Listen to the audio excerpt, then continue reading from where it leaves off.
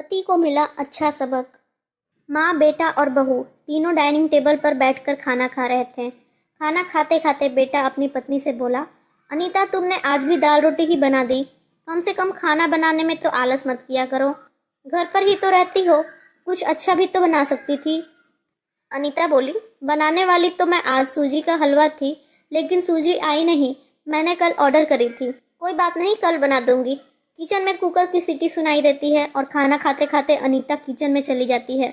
Kitchen से वापस आकर डाइनिंग टेबल पर बैठते हुए अनीता कहती है कि आलू पकाने के लिए रखे थे, शाम को आलू की टिकिया बनाएंगे। उसकी सासू माँ भी यह सुनकर खुश होती है। अनिल बीच में बोल पड़ता है, ये अच्छा है, दोनों बहुत मजे करते हो, अपनी पसंद की चीजें जो बनाकर खाते हो। तभी डोरबेल बजती है। अनीता फिर से खाने के टेबल से उठकर दरवाजा खोलने चली जाती है। दरवाजे पर डिलीवरी बॉय सूजी लेकर आया होता है। पार्सल लेकर अनीता फिर से डाइनिंग टेबल पर खाना खाने बैठती है। तब माँ बेटे से कहती है कि तू दरवाजा खोल देता, बेचारी को खाना खाते समय भी सुकून नहीं है। बेटा कहता है, सॉरी माँ, मैं नहीं उठ सकता, मुझे ऑफिस जाने के लिए देर हो रही है। अनिल खाना खाकर ऑफिस की तैयारी करने के लिए अपने रूम में चला जाता है। कुछ ही सेकंडों के बाद वो अनीता को आवाज लगाता है, अनीता, मेरी घड़ी कहाँ है? मिल नहीं रही है। अनीता खाना खाते खाते ही उससे बताती है, अलमारी के ड्रॉअर में देखो। अनिल कहता है, नहीं मिल रही है। अनीता फिर एक बार खाने के टेबल से उठकर उसके तरफ जाने ही वाली होती है कि सासू माँ उसे रोक लेती है और पहले खाना खाने के लिए कहती है। सासू माँ कहती है, बच्चा नहीं है, ढूंढ लेगा वह। थोड़ी देर बाद रूम से अनिल की आवाज आती है, मिल गई। डाइनिंग टेबल पर दोनों सास बहू एक दूसरे की तरफ देखकर मुस्कुराते हैं।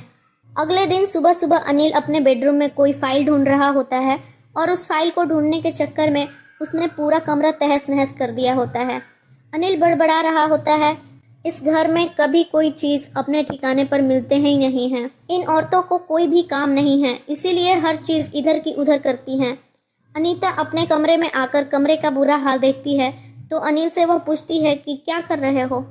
अनिल कहता है, वह फाइल कहाँ है जो मैंने तुम्हें परसों दी थी। अनीता तुरंत वह फाइल निकालकर अनिल के हाथों में थमा देती है और उससे कहती है कि एक बार मुझसे पूछ लिया होता, पूरा कमरा फैला के रख दिया है।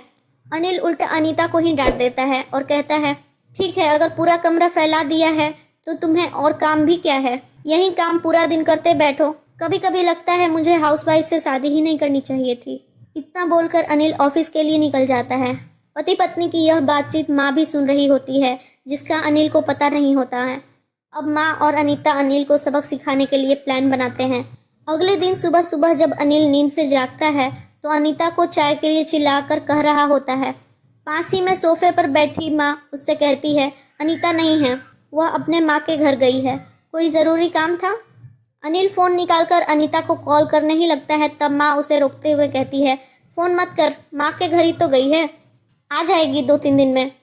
अनिल फोन रख देता है और माँ से कह रहा होता है कि माँ चाय। तभी माँ बोल पड़ती है, हाँ हाँ 2 कप बनाना, मैं भी पीऊंगी। बेमन से अनिल किचन की तरफ जाने लगता है चाय बनाने के लिए। तब माँ फिर से खड़े होते हुए कहती है, अरे बेटा रुको। अनिल को लगता है कि माँ उसे रोककर चाय बनाने चली जाएगी, लेकिन माँ कहती है, मेरी चाय में थोड़ी चीनी कम डालना। अनिल चाय बनाकर लाता है और माँ और बेटा दोनों चाय पी रहे होते हैं। तब माँ बोलती है, अच्छी बनाई है, लेकिन अनीता जो चाय बनाती है उसमें तुलसी की कुछ पत्तियां डाल देती है, उसका स्वाद ही अलग आता है। बेटा कोई नहीं, अगली बार जब तू चाय बनाएगा तो ध्यान रखना। अनिल माँ की तरफ देखता ही रह जाता है। थोड़ी देर बाद अनिल माँ से कहता है, माँ आज खाने में मटर पनीर। फिर से अनिल की बात काटते हुए माँ कहती है, अरे वाह, आज मेरा बेटा मुझे मटर पनीर बनाकर खिलाएगा।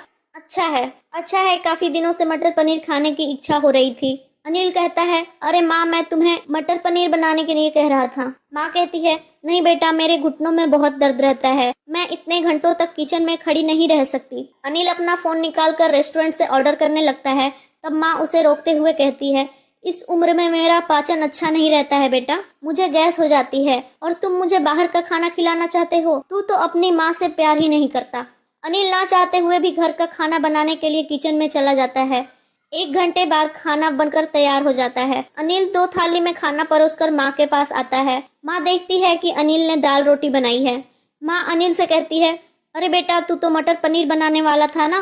अनिल कहता है, माँ यह आसान था बनाने के लिए।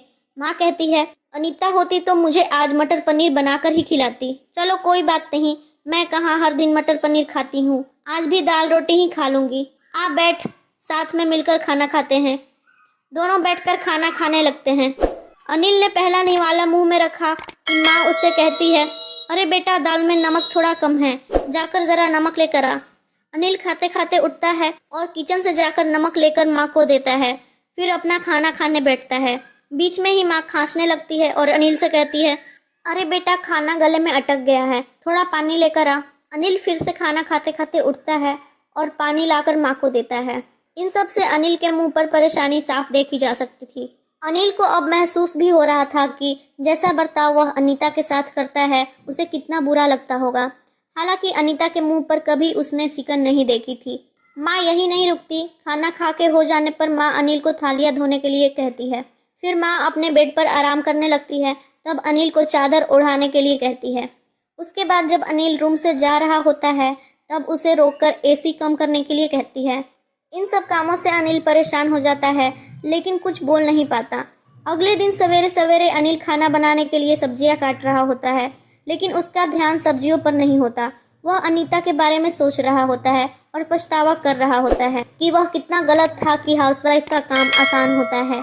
तभी बेख्याली में उसकी उंगली कट जाती है, उससे खून बहने लगता है और वह बेसिन में अपनी उंगली को धोने के लिए चला जाता है।